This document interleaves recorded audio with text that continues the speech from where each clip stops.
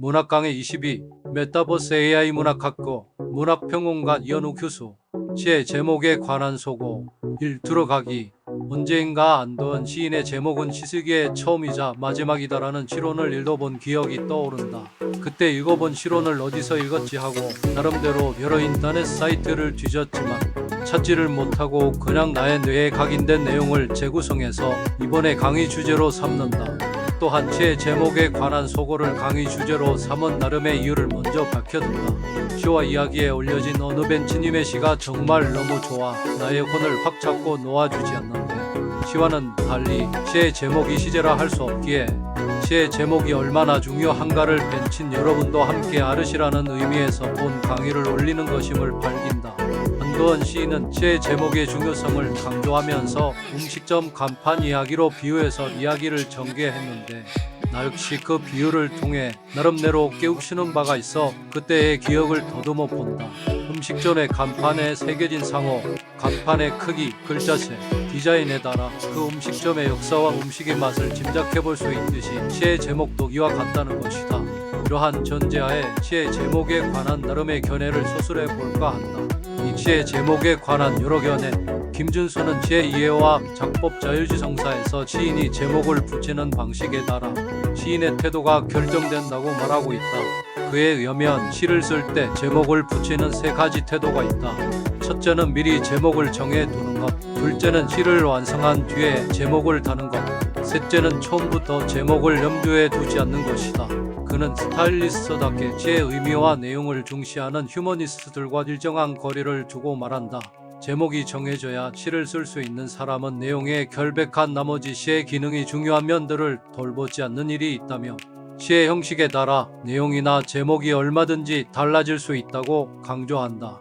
시의 제목을 이승하는 첫인상이라 했고 강현호는 이름이라 하였다. 연암 박지원은 그를 병법에 비유하면서 글의 뜻은 장수와 같고 제목은 맞서 싸우는 나라와 같다 연암 짚는 문장을 남겼다. 그만큼 제목은 중요하다.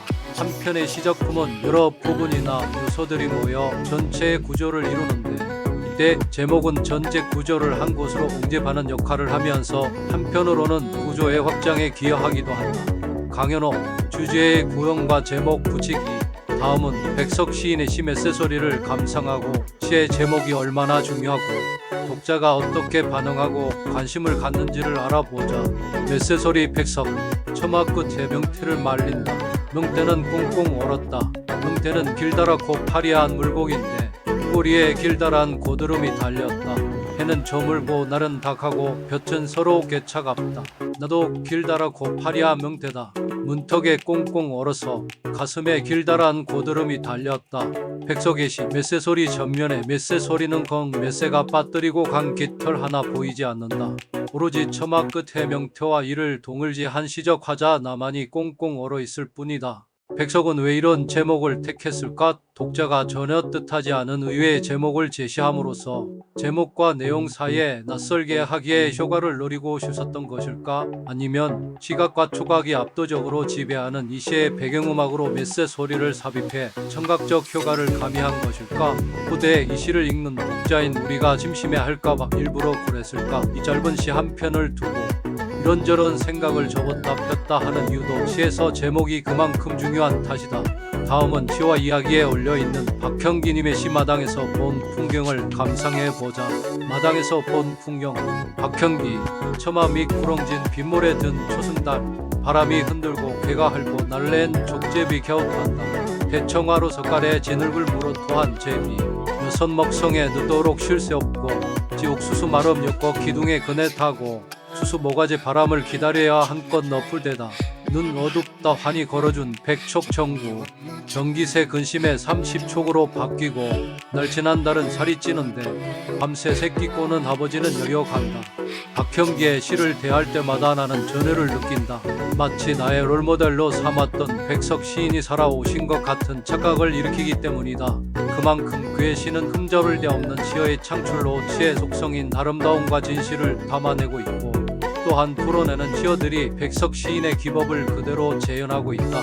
어디 하나 흠잡을 곳 없는 탄탄한 시선과 구조를 갖고 있다. 그런데 그의 시를 감상하고는 감동을 받지만 시를 감상하기 전에 제목을 보면 독자가 그냥 무심히 지나치거나 배의 시 자체에 관심을 두지 않고 감상도 하지 않을 수도 있다는 느낌을 받는다.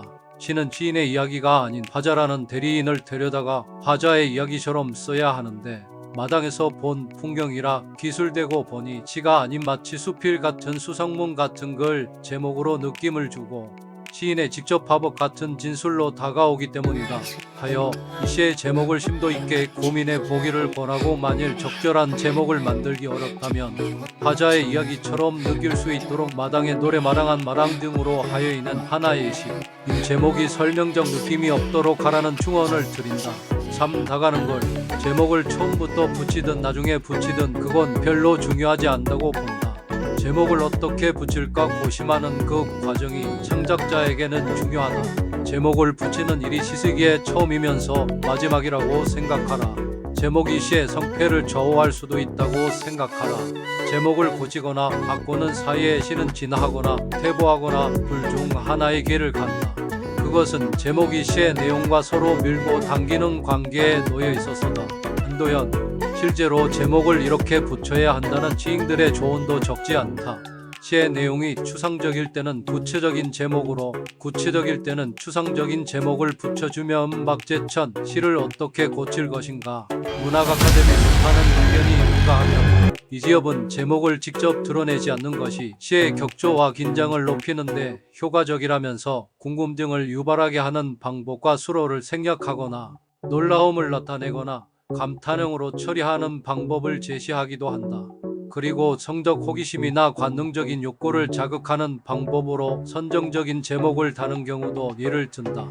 현대시 창작 강의, 고여침, 대체로 제목은 시의 중심 소재를 앞에 제시하는 경우 밋밋하고 단순해서 재미는 없지만 내용보다 어깨를 낮춤으로 해서 내용을 돋보이게 만드는 효과가 있다. 시간이나 공간적인 배경을 취하는 경우에 해서가 붙은 모든 제목이 그렇다. 주제를 비유적으로 표현한 경우 임중식의 완전 무장을 읽어보라. 첫 행을 나의 앞에다 내세우는 경우 세승자에게 같은 가을이가 대표적이다가 있다. 어떤 경우든 간에 호기심을 유발하되 난하지 않게 해야 할 것이며 무겁되 가볍지 않게 해야 할 것이며 은근히 암시하되 언뜻 삐지게 해야 할 것이다. 다시 연암의 호쾌한 말씀에 귀를 기울여 보라. 복양을 반복하는 일은 맛부터 싸워 죽이는 일과 같고 제목의 뜻을 드러내 보인 다음 마무리하는 것은 먼저 성벽에 올라가 적본을 사로잡는 일과 같다. 짧은 말이나 걸로 깊은 뜻을 잡는 일을 소중하게 여기는 일은 함락된 적진의 늙은이를 사로잡지 않는 일과 같고 글에 용을 남겨놓는 것은 전열을 잘 정비하여 계산하는 일과 같다. 한도연, 이상으로 서고를 마치면서 나의 졸고를 해령해 주시기를 바라고 즉위 박형기님의 너그러운 해양이 있기를 바람하지 않는다. 이근모 시인 문학 강의 중에서